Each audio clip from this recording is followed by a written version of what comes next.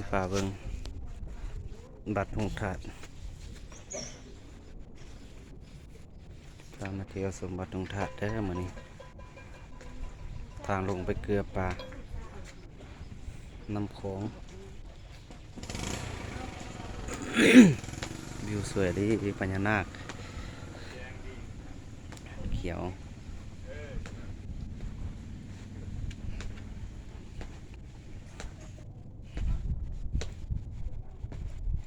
จีเดือง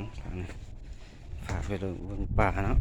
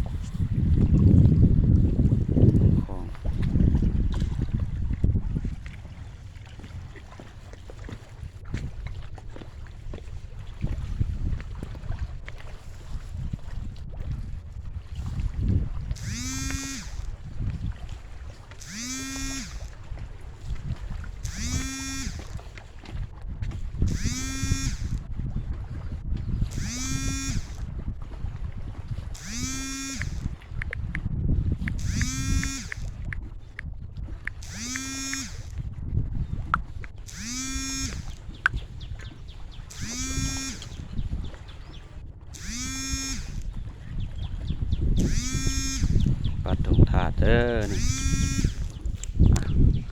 พาขึ้นไปชมทางเทิง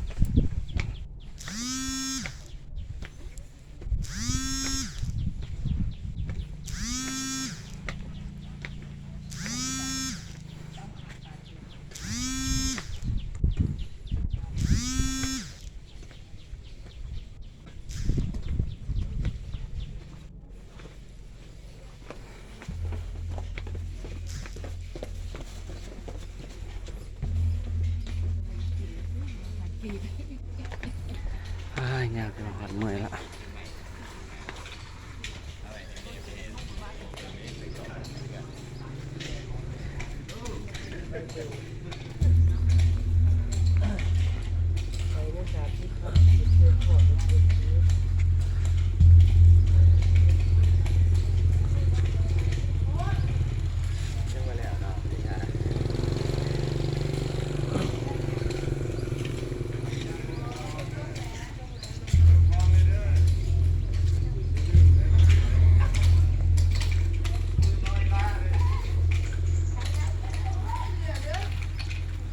นี่แหละ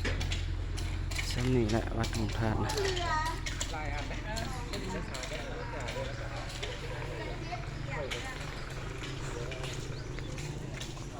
ชั้นนี้